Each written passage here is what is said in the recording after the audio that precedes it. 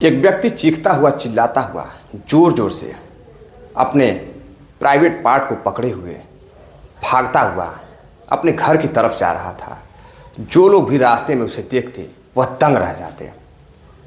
Pant के नीचे पूरा खून ही खून लगा हुआ है, खून से लथपथ वह व्यक्ति भागता हुआ चीखता हुआ चिल्लाता हुआ अपने घर पहुंचता है।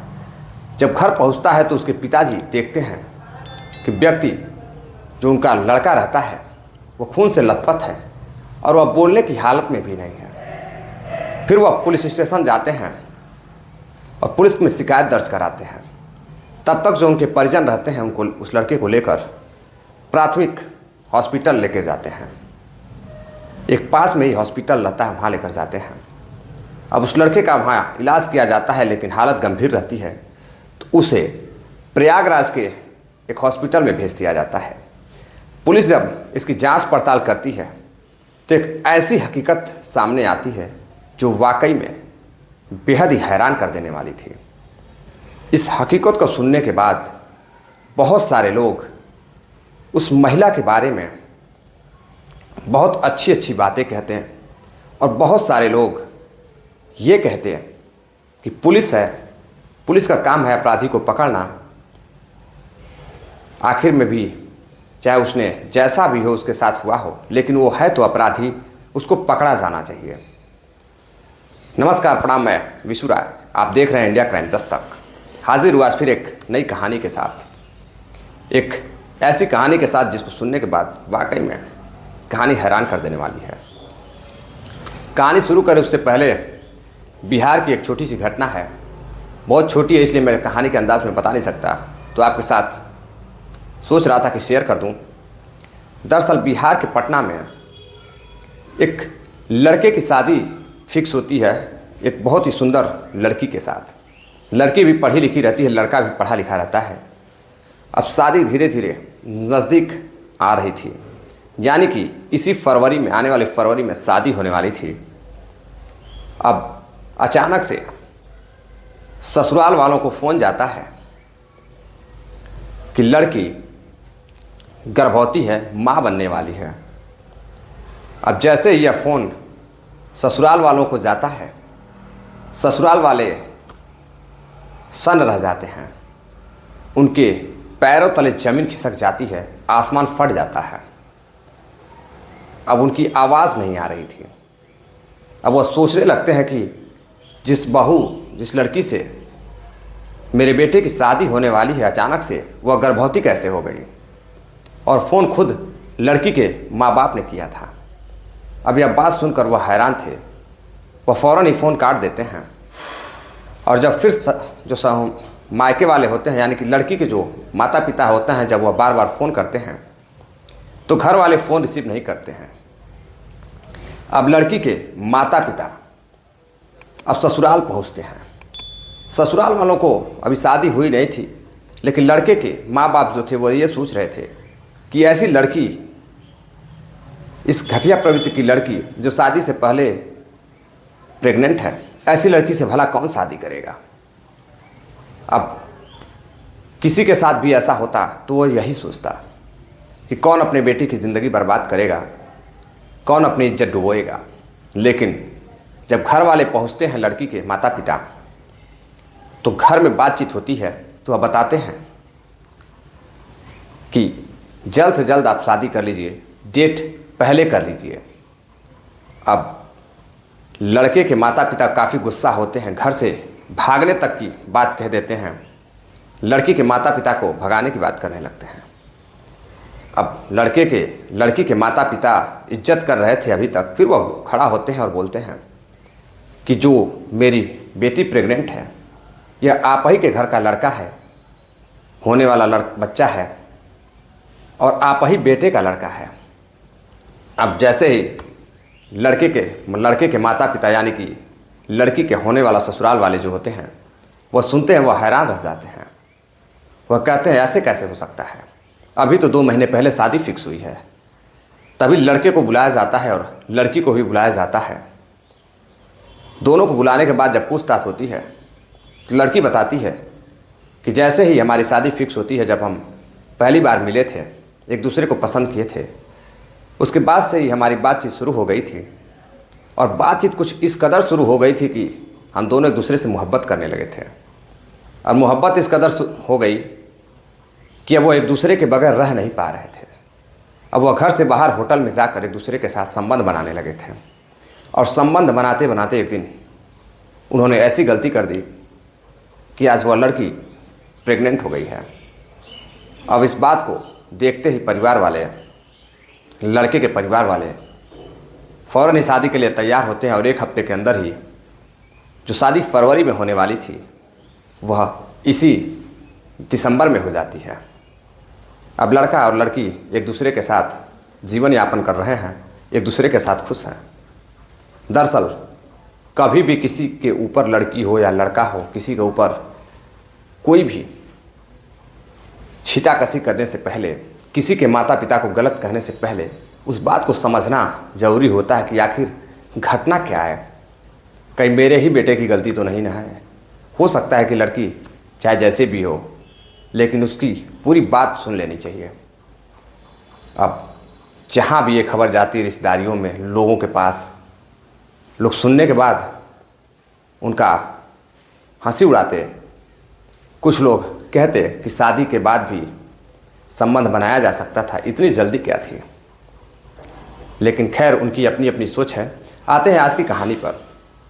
आज की जो सच्ची घटना मैं आपको सुनाने वाला हूँ, ये सच्ची घटना उत्तर प्रदेश के कौशाम्बी की है।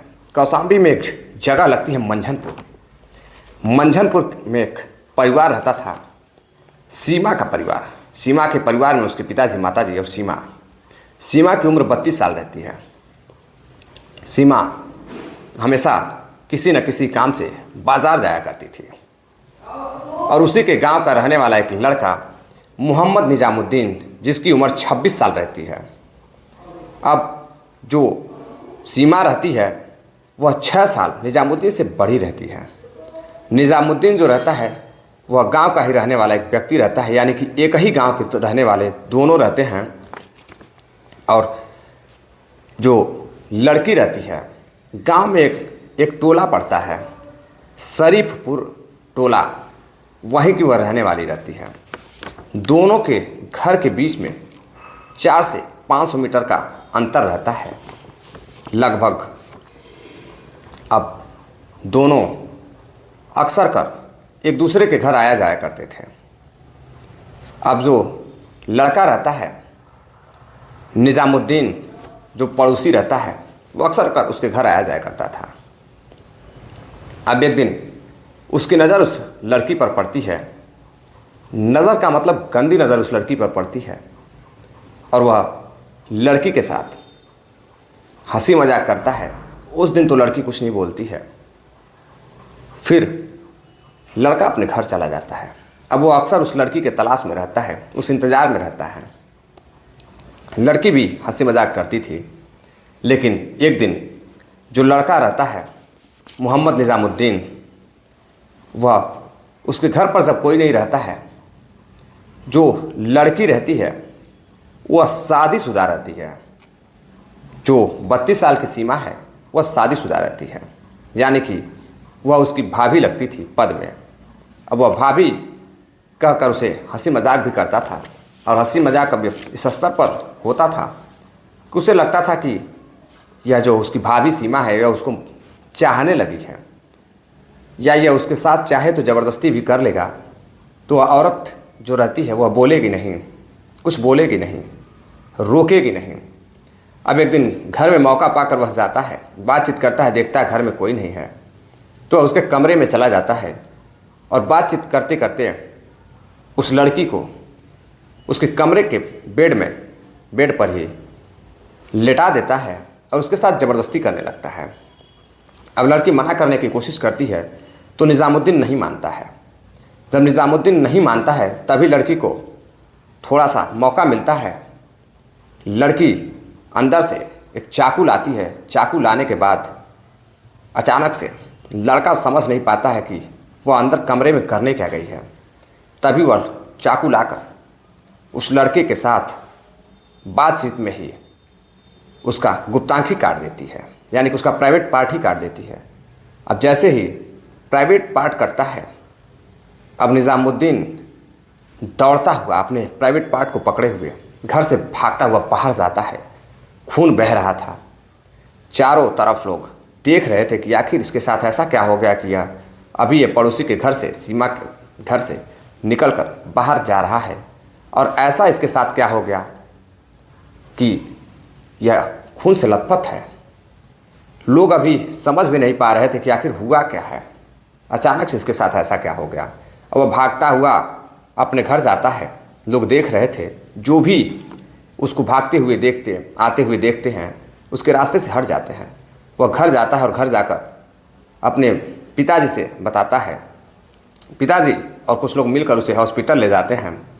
वहाँ उस हॉस्पिटल में एक गवर्नमेंट हॉस्पिटल होता है छोटा सा। वहाँ पर जो चिकित्सक रहते हैं वह बताते हैं कि इनको फ़ौरन ही यहाँ से प्रयागराज ले जाइए। प्रयागराज के एक हॉस्पिटल में एडमिट कराया जाता है। फिर पिताजी तहरीर देते हैं पुलिस स्टेशन जाकर। पुलिस को बताते हैं कि मेरे बेटे का एक महिला ने बुरी तरह से मेरे बेटे को जख्म दिया है और उसका प्राइवेट पार्ट काट दिया है। अब पुलिस जब उस महिला के पास जाती है, उसको गिरफ्तार करती है, पूछताछ करती है आरोपी को, तो वह बताती है कि यह व्यक्ति कई बार से मेरे घर आता जाता था और वह इस फिराक में था, मेरे साथ दुष्कर्म करने की कोशिश कर रहा था। मुझे मेरे घर के अंदर बेड पर लिटाकर यह मेरे साथ बलात्कार करने की कोशिश कर रहा था। जैसे ही मुझे मौका मिला मैंने इसके प्राइवेट पार्ट को काट दिया। अब यह किसी के साथ दोबारा किसी बहन बेटी के साथ रेप करने के लायक नहीं रहेगा। मुझे जो भी सज़ा देनी हो दे दीजिए। अब उसके पति भी वहाँ मौजूद रहते हैं। वो अपनी पत्नी पर बड़ा गर्व कर रहे थे कि मेरी पत्नी ने बहुत अच्छा काम किया। लेकिन पुलिस उस महिला को पकड़कर उस जो व्यक्ति का गुप्तांग कटा था उसकी गवाही के अनुसार उस महिला को वहीं जेल में डाल देते हैं और उसकी जांच आगे बढ़ाते हैं कि आखिर इसकी हकीकत क्या है।